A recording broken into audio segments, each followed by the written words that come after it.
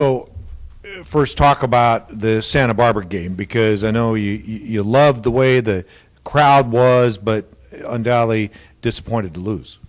Well, the first thing obviously is that the crowd was fantastic. We had promoted the game in terms of the black clothing for the blackout attire. Thought it was absolutely fantastic. Really, really pleased that not only did just the students turn out, but the community turned out wearing all black as well. And so I think from that perspective, it's really a great testament to our group. It's a great testament to everybody that works with our program to see this support, because that's such a small detail, but it makes a really big difference. In terms of the game, I think it's difficult to go down early. For 5 minutes in and you give up a goal, I think that's a challenge.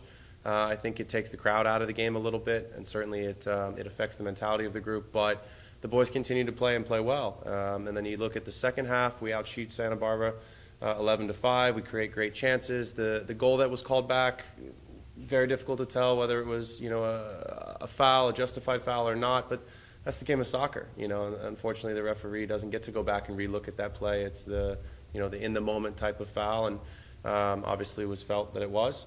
And then the missed penalty is something that to me is a little disappointing, because we train on that a lot. We feel very good, and I always like our players. We don't have a set penalty kicker. I like our players to go up, and whoever's confident, take the ball, put it on the spot, and obviously feel good about their ability. And it's the game of soccer. Sometimes saves are made, so you just need that one bounce. One bounce I think changes the game, and it was that kind of a game where you feel like if you score one, you probably get three and win the game. So disappointing in the result, sure, but in the way that we played. I thought the adjustments at halftime were correct, and I thought the execution was spot on. I thought we had them pinned in for the whole 45 minutes. So, talk about UC Davis. You got to play them again now. Yeah, we do. It's a good team. I'll be quite honest. It's difficult to beat a team twice, and so we say that all the time, especially when we win the first leg of games. And then the reality is that we lost here at home 1-0. So very difficult for Davis to beat us this second time around, missing a couple of key players. They have a couple of suspensions from red cards and a couple of players who received their fifth yellow. So we're excited. We're excited to have another chance to redeem ourselves after the home loss. Obviously, everything's still to play for. An opportunity to still finish second and get a home playoff game, and that's really what the guys are focused on, is going up. We have a great tactical scheme. I won't share it with you. We'll keep that one for now.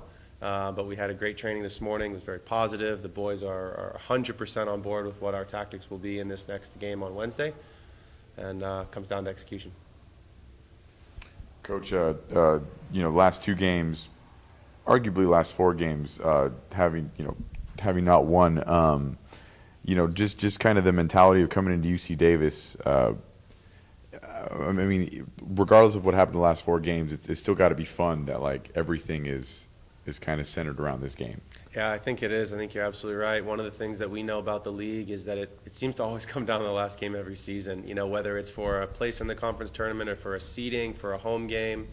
And that's the beauty of the league, and I think that's the beauty of sports, really, is that you have an opportunity to compete, and every game, means something. Coach Walsh talks about having to win 2 games and going on the road to do that. We have to do that as well. Coach Crozier talks about winning 2 games to get themselves into a conference championship and get into the NCAA tournament. So when you look at this game against UC Davis, I think the boys are excited for the last opportunity of the regular season to compete. Certainly we feel that there's an opportunity to show that our quality is there, home or away. Missing players, having players healthy doesn't make a difference, but I think the boys have a special place for the Davis game, knowing that we want it. We want it really badly. So I think they're very excited for this game. Remind me, you said Davis was the team that doesn't play soccer. You said they avoid their midfield. Is that right? They have a very direct style, yes. Sure. Okay, so having played them already, I mean, does anything kind of change as far as the adjustments you make on game one? I think that the two things that we've learned going back and reviewing the film, the one thing that we needed to do a little bit more of is get a little bit more pressure to the ball initially. And I think that's something that we've talked a little bit about this week, denying some of their service. But the other thing that we've talked a little bit more about is even still taking away some of their midfield play. They will look into the midfield and they will try and play it in there if it's absolutely on, and I think that's something that we've talked about this week. The big thing for us, obviously, the adjustments that need to be made came from our review and film this week. I think the players have a very good understanding of not only our tactical scheme of how we want to defend, but also where we see some areas where maybe Davis exposed themselves a little bit, and some areas where we feel we can attack them. And to be fair, I'm sure they're doing the same thing, looking back on the game, saying, we won 1-0. Could we have won more? Could we have lost the game to Cal Poly? As any coach will do, they'll go back and review as well. But I feel very good about our game plan, and obviously the boys do as well. And that's really what it comes down, is making sure that they feel very confident in what they're prepared to do on Wednesday.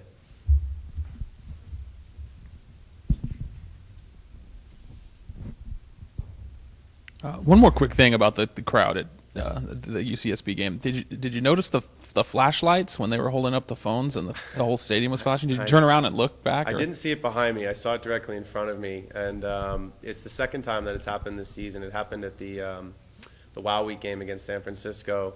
I don't know if it's just something that the crowd decided to do on their own, and certainly we weren't trying to distract from the game or even the referees, but from a personal standpoint, I think it was a really cool thing just for the crowd to be that into the game, to try to decide to do something on their own that they clearly felt was, either a cool effect or something they enjoyed. But if it helps them to continue to stay motivated and support our team, then we love that and we appreciate that. Yeah, better alternative to tortillas, I think. I would agree. How much have you thought about the possibility that this could be your last match as head coach? Not that much, I'll be honest with you. I think the focus is still going and winning the game and preparing as though we're going to be playing in the conference tournament next week. Certainly we feel that Davis is a very difficult opponent to play against. Playing up there has always been a difficult thing. The match preparation obviously is earlier in the day because the game is early in the afternoon. But we talk about making sure that the boys are confident. We talk about making sure that they're absolutely prepared and they have an idea of what it is we're going to be asking of them on Wednesday afternoon. And like I said, I think training this morning was fantastic. I think they're very confident in what they need to do. And it comes down to the boys executing. It comes down to us following the game plan and ultimately, as it always does, finishing our chances and defending well. Yeah, well, obviously they want to win for themselves and keep going on and moving on, but it feels like you guys have bonded quite a bit throughout this season. It started with kind of a shocker, and then you moved on and had some success. Has any of the players said anything, or did they, say, hey, we want to keep you around, or let's, win this for the coach, or anything like that you've heard? I have heard several rumors. Yes, I have. Rumors are sometimes true, sometimes not. But I have heard several rumors, and those are very encouraging. And that gives me great confidence that not only are the players behind myself and the rest of the staff, but they believe in what we're doing. And ultimately, I think that's the most important thing, is that they have the confidence in themselves, they have the confidence in their coaches, that they're prepared and that they know this is a game we need to win. We're certainly capable of doing it, and that's the message going into Wednesday. Thank you. Thanks. Thanks, Coach. Thanks, guys.